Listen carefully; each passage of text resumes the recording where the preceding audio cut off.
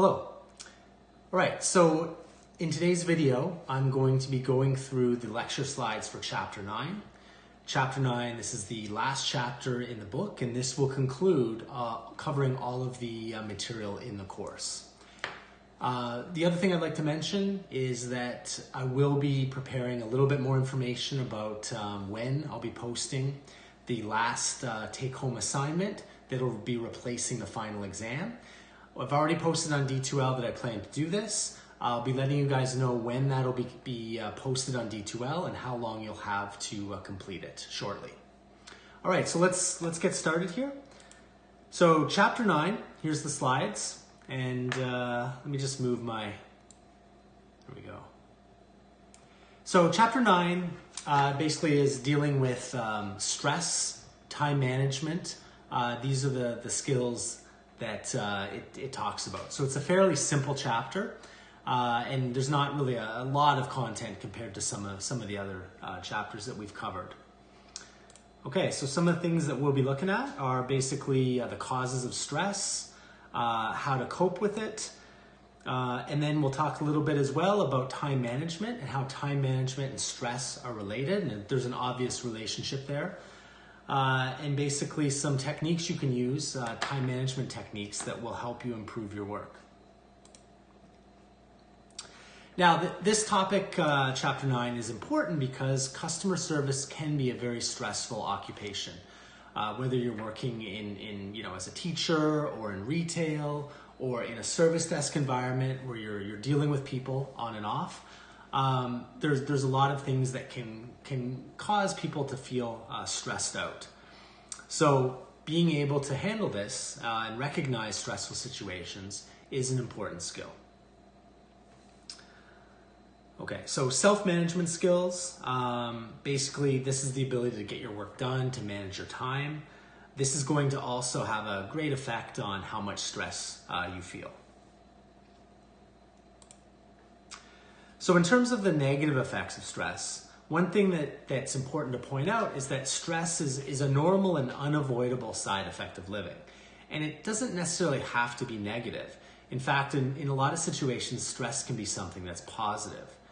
However, if it does become something that's overwhelming, it can take on a very negative effect on people. And when this happens, we refer to this as distress. And there's a lot of negative consequences if this type of distress occurs over a long period of time and it isn't dealt with. Now, if properly managed though, stress can be a great motivator. Helps us get things done, helps us learn new skills, helps us adapt to situations. And in this case, it would be called eustress. Okay, so basically, we've talked that having too much stress can be a very negative thing, but as well, if we don't have any stress, we might feel that we have no real purpose and it's very hard to motivate ourselves. That can be very detrimental as well. So some health problems the book mentions here that are related to stress. So alcoholism, muscle aches, depression, drug use, eating disorders, excessive illness, fatigue, headaches, sleeplessness, low energy and concentration levels, premature aging. So these are all things that can come along with stress. Some people use, substances like alcohol to try to cope with stress or drugs. Some people can find themselves depressed because they feel a lot of stress in their lives. As well, not being able to sleep well or feeling more tired than normal. These are very common effects that people might feel related to stress as well. Not being able to concentrate because you have a lot of stress in your life is another one. So when thinking about stress, one of the important ways you can go about it is to look at different areas of where the stress is coming from. And three of the areas that the book discusses are institutional stress, situational stress, and personal stresses. So we're going to go through now and we'll look at each of these three different types. So an institutional stressor, this stress basically is related to your work, and it basically comes from the type of organization you work for. So for example, maybe you work for a government organization, or maybe you work for a startup company, or maybe you work for a small business. Whatever the structure of that company is, it's going to give you different stressors in your work life. So I guess for an example I could use is, for me, I work for the college, right? And the college is a large organization. There's lots of structure there, which is great.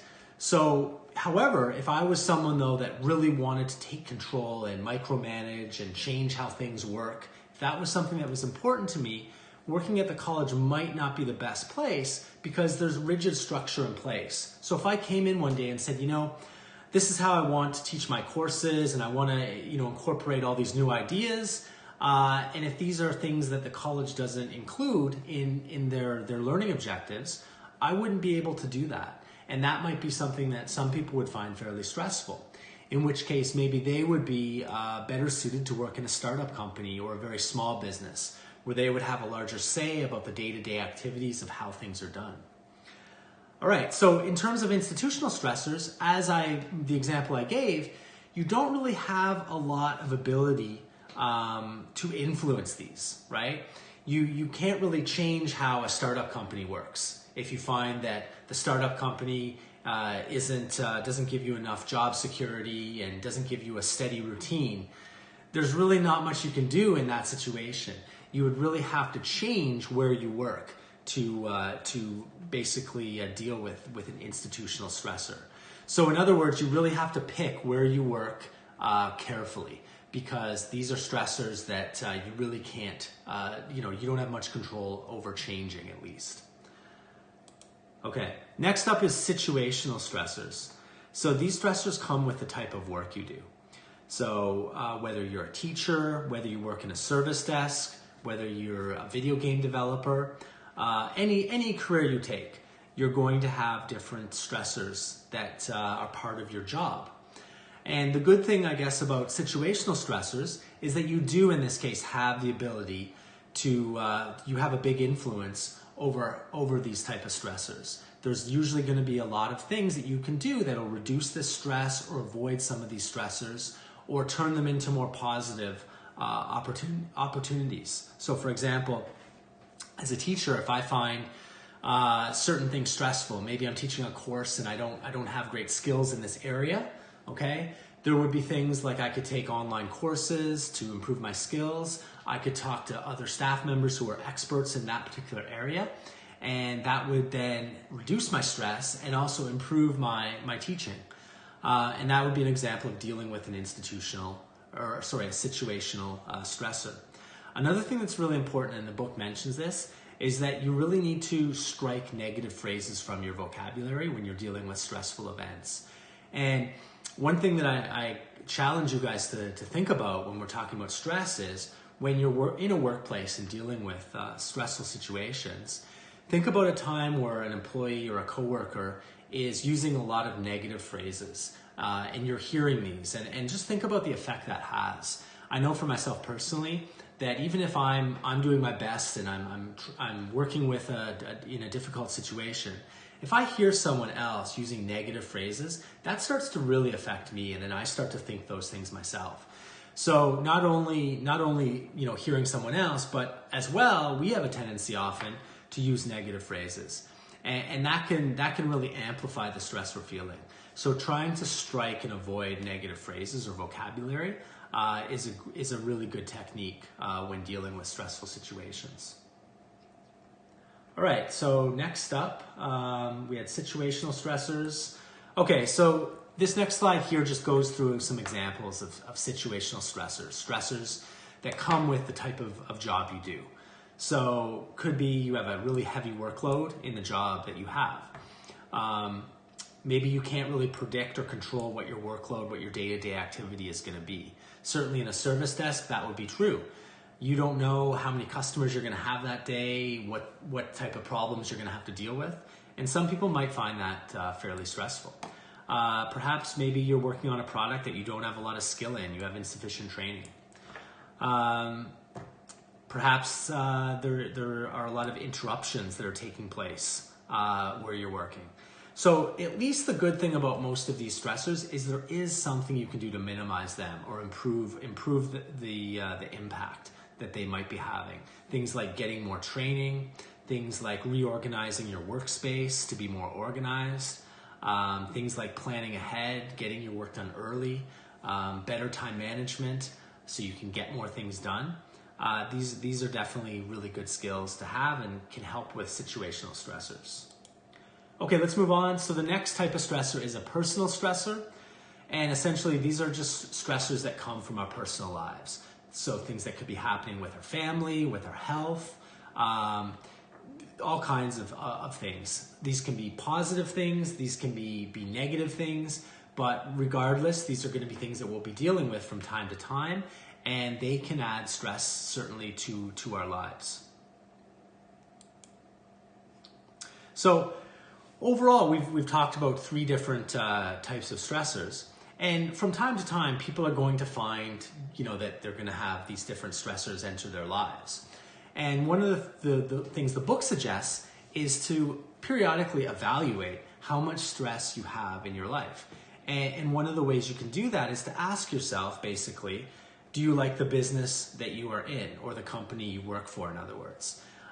So that would be how are you finding your institutional stressors, in other words?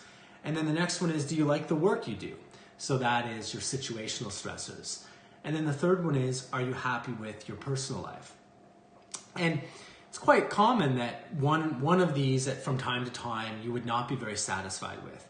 You might have something going on at work that you'd be finding stressful, or something about your job you're finding really difficult in your career, but overall you would hope that you would be fairly satisfied and be able to give positive answers to these questions. However, if, for example, you are consistently saying that you are not enjoying each of these 3 questions, then that would be basically a sign that you might need to take a closer look at the amount of stress in your life. So when looking at an individual item that's causing stress, there's really a couple ways you can look at it. And based off of analyzing this stress, you can then come up with a course of action for how to deal with it. So basically, when looking at a stressful situation, how you're going to respond is going to depend on, do you actually have any control over this stressful situation? And if you do have control, then you can make changes that will reduce that stress. Maybe you can change the situation, you can go to management. There might be a whole bunch of things that you can do. Take some more training that will then reduce that situation. But there might also be a case where you don't have the ability to control that stressful situation. And in that case, you have to decide whether you want to be exposed to that stressful situation. So an example of that would be, let's say for your job, you have an hour commute drive each way to your job. And that's something that people often find very stressful. And you really don't have much control over that. I mean, you pretty much have to, pass the time and, drive to your job. There's not a lot of ways to get around that. Maybe you could work remotely, but if that's not possible, then you don't have a lot of control over that commute. So the choice you have is whether or not to be exposed to that or not. You could completely change your situation and go work somewhere else, or you could move closer to your work. And in that case, you would be removing that stressor. In other words, not exposing yourself to it. Okay. So even though you might not have exact control over a stressor, there always is something you can do. Okay. Whether it's changing the situation completely or modifying your attitude towards that stressor, accepting that stressor. So an example could be saying, hey, I have this hour commute every day. It's not the best, but I like my job. The job is really good. And I'm just going to accept that this is something I have to do. And once you accept that and you strike negative phrases from your vocabulary, that should really make a big difference. Okay, so this slide here just basically goes over, talking about that you can change the situation or you can control how you respond to it. So that goes back to the example I just talked about, that if you're going to change it, then you go ahead and change it. You can eliminate the problem. Maybe you have to switch jobs, you have to take some big action, but that's one way to handle it. But the other one is change how you respond to it. So instead of complaining, okay, strike some of those negative phrases out of your vocabulary.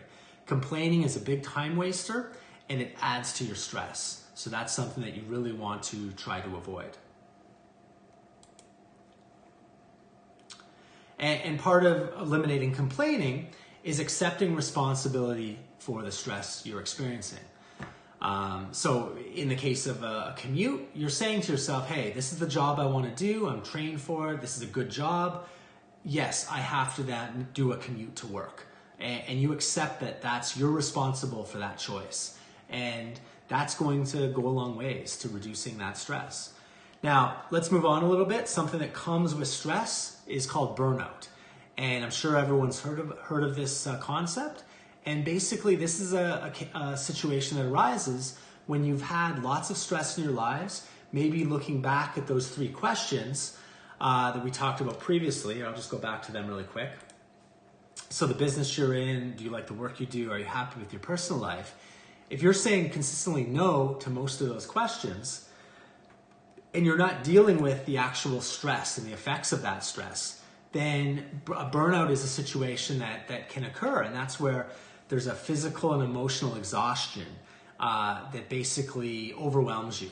And you're now no longer able to function effectively. So managing stress is very important. And that's one thing that the book talks quite a bit about, is some techniques that you can use for managing your stress. And when you feel stress, this goes back to, I think this was chapter 5, we talked about some self-calming techniques. But when you feel you're in a stressful situation, often you have to make a decision about how to handle that stress. And the first thing you want to do is stay calm. So things like taking a deep breath, using positive self-talk, positive imagery, and then thinking about, okay, what is the issue here? And then making a decision is really quite important. So keep in mind that stress is a normal part of life. I mentioned that previously. Your goal isn't to eliminate it altogether, because stress to a certain degree can be positive, it can be motivating, but you need to see and you need to recognize when the stress is overwhelming you to avoid burnout or other serious physical issues that can come with stress. Right, so moving on a little bit, working in the service desk, one reason why it's considered can be a stressful environment. There's many factors, but one is that there's a pervasive, constant change that takes place in the service desk. And that's due to technology. That technology is constantly changing. So skills and technologies that in the past you may have used and were very successful with, at some point no longer they're going to be acceptable and they're not going to be the best practices. And because of that, to work in a technology-centered career, you need to be able to really embrace change and be ready to reinvent yourself, is a concept that the book talks about, in order to basically learn new skills and be able to contribute to the company you work for. And of course, this is going to provide you with many more career opportunities, because companies are looking for people that adapt quickly and are open to learning new technologies. So in terms of mastering change, 4 tips here that relate to technology and how you can go about maximizing technology in your career. The first one, recognizing learning as the labor of the information age. So in other words, no longer do we labor with our hands and just pure effort to get things done. Now we have to constantly be upgrading our skills and learning new things and then applying those to our jobs in order to be successful. We need to be flexible, so develop flexibility. In other words, being able to come into work with an open mind about what we're going to be working on. You might not have a day-to-day routine. Often things are going to be changing from day to day. And then the next one here is speed up. So because computer technology is so pervasive, that someone that uses computer technology effectively is going to be able to get much, much more work done than others. So for example, I remember a co-op student that had a co-op position a few years ago, and they were given a fairly mundane task. I don't remember the exact details, but it had to do with documenting some procedures at a company they worked for. And they basically looked at the problem, and they were given, 2 or 3 months of work that was going to be, they were basically just going to be editing documents and moving documents and organizing them. And they wrote a Python script that automated all of this, and they got the work done in a week. So you can see the difference there between someone that uses technology to their advantage and someone that doesn't. And using technology to speed up your work is a great strategy, and it's something that for myself personally, I'm constantly looking for new ways that I can speed up my work and be more efficient using technology. And the other skill that's discussed here is develop project management skills. So when you have an understanding of project management skills, you're going to have much better opportunities in your career, and you're also going to understand better how you fit in and how the goals of the company are going to be achieved when working on a project. So this puts you in a much better position. Okay, so I've gone through a little bit of this already. These slides just go into a bit more detail. So this one talks about recognized learning as the labor of the information age. And the whole idea here, as I mentioned, is technology is changing so quickly.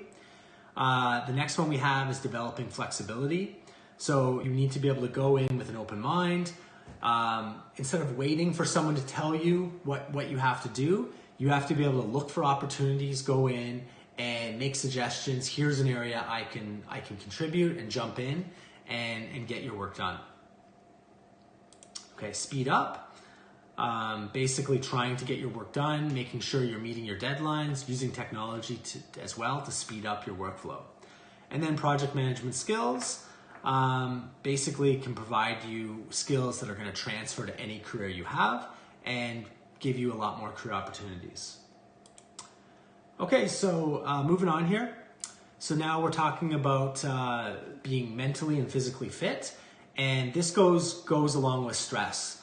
When we feel stress in our everyday lives, often what this does is it produces what's called a fight or flight reaction. So this is a reaction where our body, we get all this energy and tension in our body because our body expects us to have to do something and react to the stress that we feel. And that's just a natural reaction that we get. But this physical tension that comes with this reaction to stress, if it's not dealt with, this can lead to health problems. So a bunch of techniques are mentioned on this next slide here that helps us deal with the physical and mental side of tension. And these are all really great tips. So exercise, drinking plenty of water, practicing good nutrition, avoiding overuse of stimulants, too much coffee, too much tea, depending upon what time of day you drink those, that can affect your sleep. So next one, getting a good night's sleep, having an ergonomic workplace, making sure you're taking breaks, enjoying your day, having a laugh, finding a way to relax, and having some goals that you set. So these are all self-explanatory, but they really do have a profound effect. I know for me, now that we've switched to online learning, the first few days I was, taking breaks, and I was trying to get into a good routine, and I was doing a bit of exercise as well, and things were going well. And then I pretty much just was like, okay, I'm too busy. I'm not going to go and do much exercise. I'm not going to, I'm just going to skip that. And then, as you can probably imagine, a couple days of that, and then I wasn't sleeping well at night.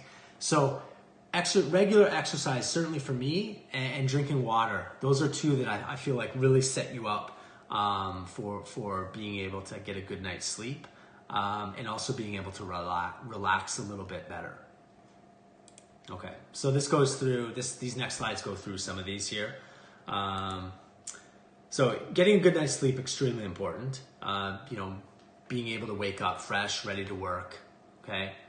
Ergonomics, the book mentions that, and from what I understand, especially in a technology career, that ergonomics are very important.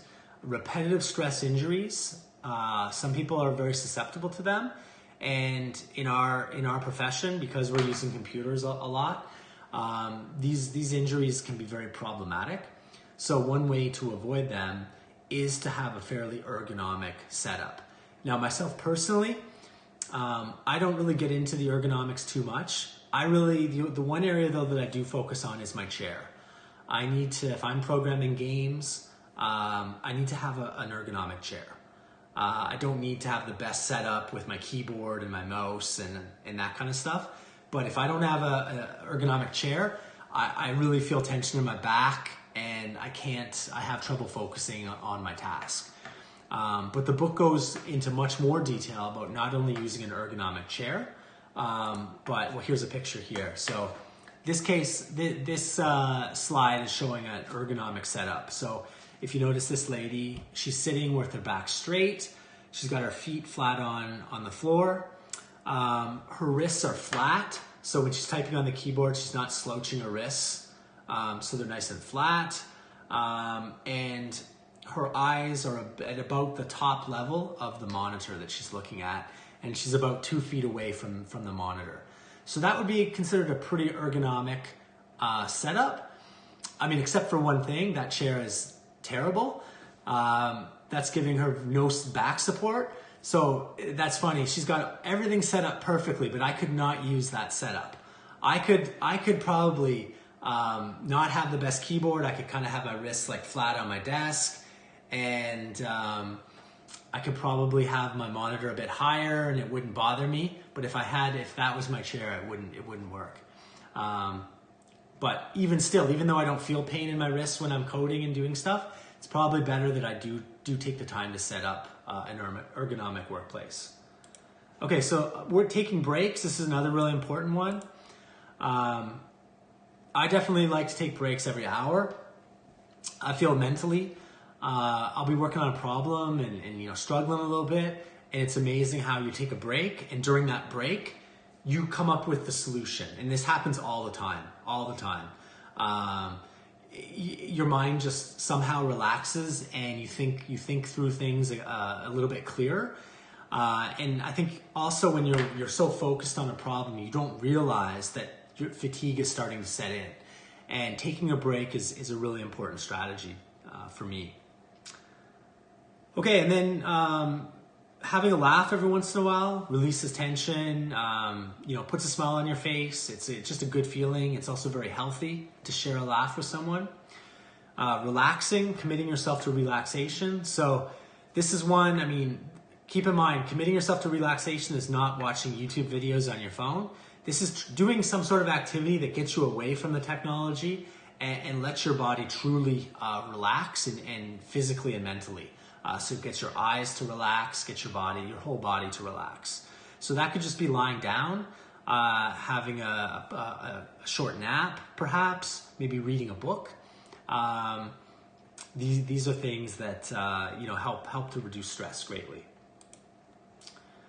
All right, moving on. Now the book does talk about setting goals. So people that are successful often talk about the fact that you need to have goals, which makes sense, right? Things you want to achieve, and these can be both short-term goals and long-term goals. So short-term goal might be that I want to learn a new programming skill that I can apply for video game development. Okay, so that could be a short-term goal I have, that I have these skills that I want to achieve and learn. And then a long-term goal would be that I want to contribute to a hit game. Okay, that's really successful and released on all platforms, or I want to be promoted maybe and manage a team for whatever career I'm doing. That would be more of a long-term goal. And having both short-term and long-term goals that are realistic is extremely important, because that's going to allow me to basically organize my time. And this comes back to time management, which we'll talk about in a bit. So it shows me where I need to focus my energies, and it helps me avoid certain distractions when I have a goal in mind that I'm trying to achieve. All right, so this next slide here talks about the ergonomics. So I've gone through that. When we talked about that slide, I feel I pretty much explained everything, but It goes into a bit more detail about everything you need. Now the chair in that picture was terrible. You need to have your back firm against the backrest. Otherwise, I mean, you're basically sitting on a stool. So that's one thing that image didn't really have. Talks about your monitor, your keyboard. One thing that picture doesn't though have is a telephone. So if you're working in a service desk, or if you're working in any place where you're going to be using online communications, you're often going to have some sort of communication device. And if it's a phone, you want the phone to be right in front of you. You don't want to, if you're using it, you don't want to have a situation where you're constantly having to twist and go and reach down, something like that, to pick up the phone.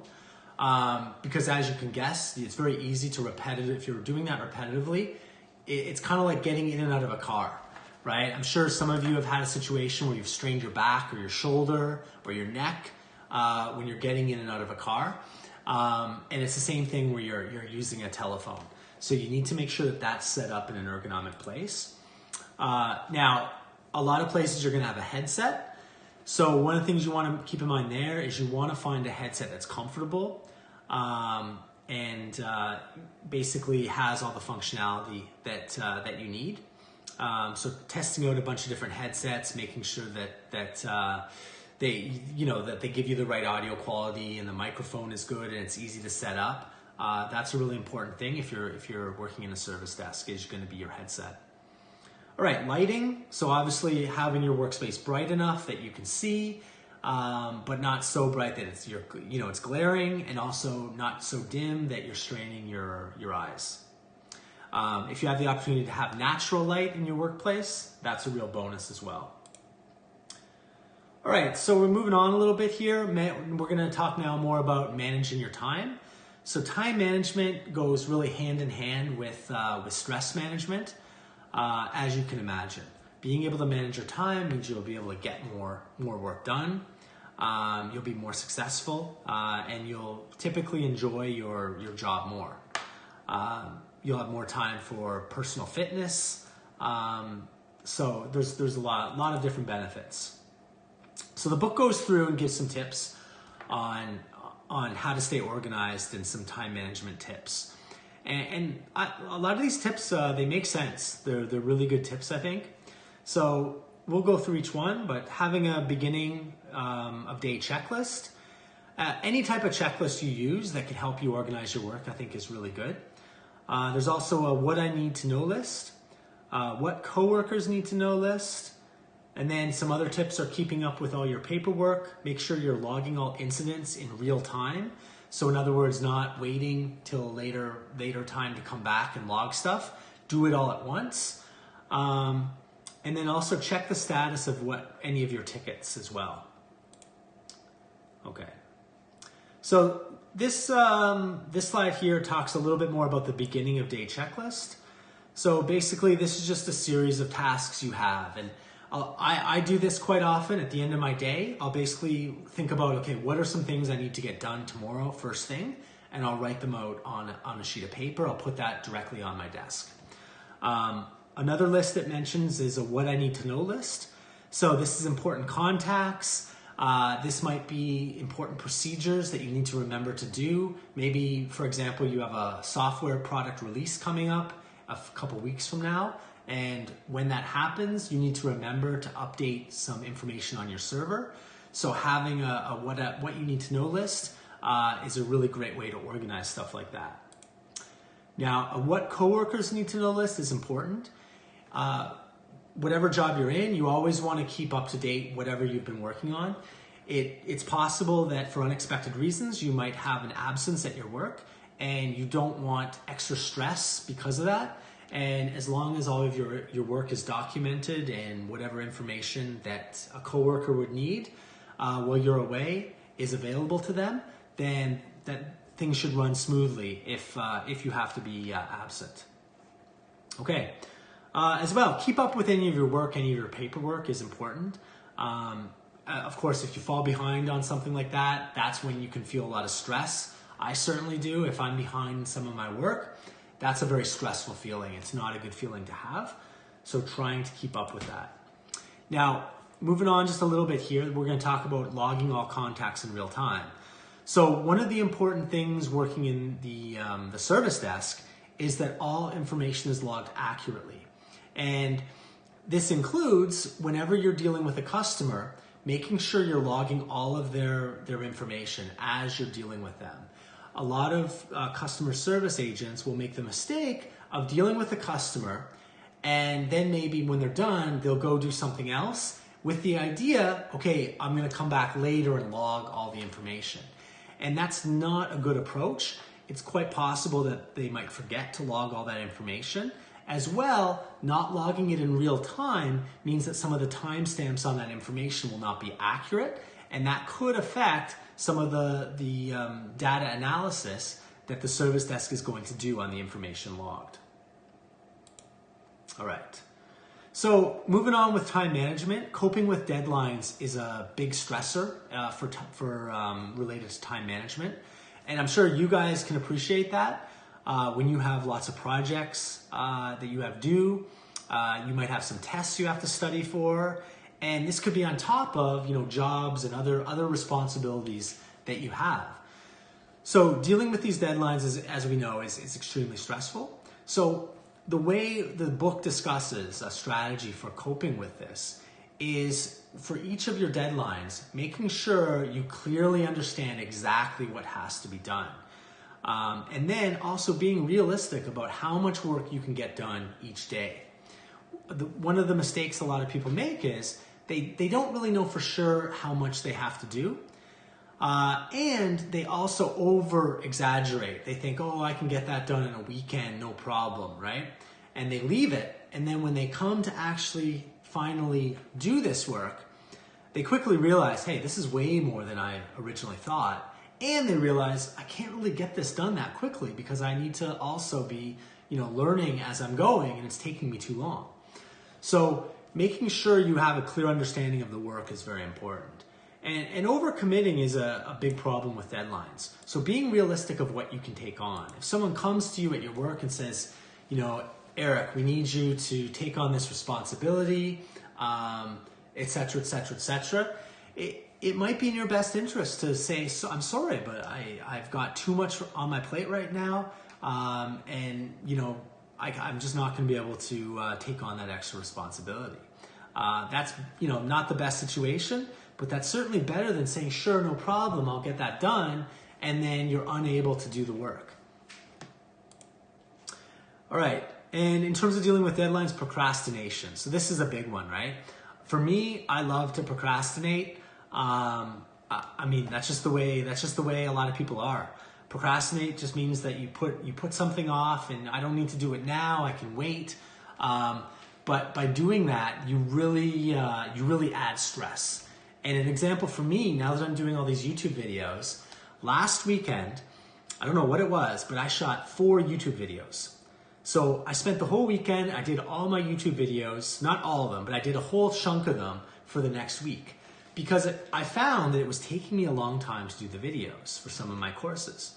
So I did 2 each day last weekend, and I felt great. It was the greatest feeling. You'd think that going on the weekend and doing all this work, you'd be like so miserable, but I just felt great. I don't know. And it was because I had no stress. I got all this extra work done, and I worked ahead, and I felt really great about that.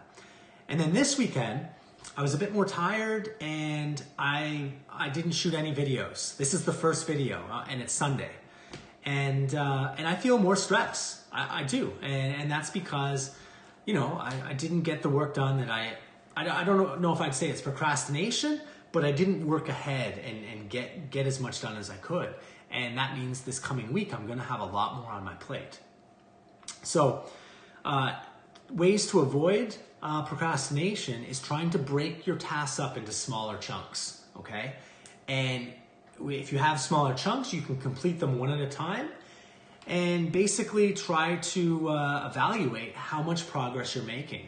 And by splitting the work into smaller chunks, that's going to make it a lot easier to see, are you on track? If you have a deadline 2 weeks away and you've broken your work into small chunks and you're taking each day, you're doing one small chunk, then you can look at it and say, yes, I am once that 2 weeks comes, I'll have completed all of these chunks of work. So this is a great strategy for making sure you meet your deadlines and not being too stressed out by it. Okay, as well, in terms of your getting work done, understanding when your peak productivity is. For some people, they might be a morning person. Other people, maybe just throughout the day. Other people would be considered night owls, where they really like to take advantage of certain hours and get their work done. And according to the book, everyone has, each individual is different, but there's going to be about 4 hours that's kind of their prime time where they can get work done. And for me personally, I would say from about 10:30 to 2:30 in the day, maybe 10:30 to 3:30. That's kind of my prime hours. I'm well awake and I'm fairly energetic during that time, and that's usually when I can get most of my work done. And in addition to that, eliminating time robbers. So everyone has these. A lot of people use their phones and they can't put their phones away, and they're I don't know what they're doing. They're Facebooking or TikTok or whatever, YouTube, and they're wasting time. And it's amazing how much time that you can waste with certain time robbers. So understanding those and trying to avoid those activities. So one thing is putting your phone away, leaving it in another room when you come in to do your work, because every time you have to get your phone out, then you then pretty much have to start over from scratch getting focused on your work. So some techniques the book mentions to avoid time robbers. Avoid distractions. So that would be an example of leaving your phone in another room, making sure it's on silent. Avoiding gossip and socializing when you need to be getting your work done. Making sure your desk and your files are as organized as possible. And automating recurring tasks. Okay, so things that are recurring and boring, you might be able to automate those. So that's going to free up your time, and those tasks are going to be ones that you're going to want to, pull at your phone when you're doing because they're boring to do. So if you can automate them and move them off your plate, that's going to be a huge advantage. Okay, so people that manage their time well, they're going to obviously be more successful. Companies, because of the use of technology, because of the competitive nature of a lot of businesses, they're expecting more and more of their employees, and they have more work that they need to get done during a day. So employees that have really good time management skills, that are able to use technology to their advantage to get things done faster and more efficiently, they're definitely going to be more successful and be able to get their work done faster. As well, when you're met with a lot of tasks, basically trying to remain positive and trying to identify if you're feeling a stressful situation come on, then you need to make a quick decision about how to handle that stress. That way you can deal with the stressful situation and then get back to completing your work. And of course, there's a real connection between time management and stress. If you're not managing your time, you're not getting your work done. That's one of the most stressful things that you can have in your work life or in your school life. So making sure that you're managing your stress is extremely, extremely important. And maybe you're wondering, well, why would I want to work in the service desk if it's so stressful, right? You have customers you have to deal with, you have technology you have to deal with.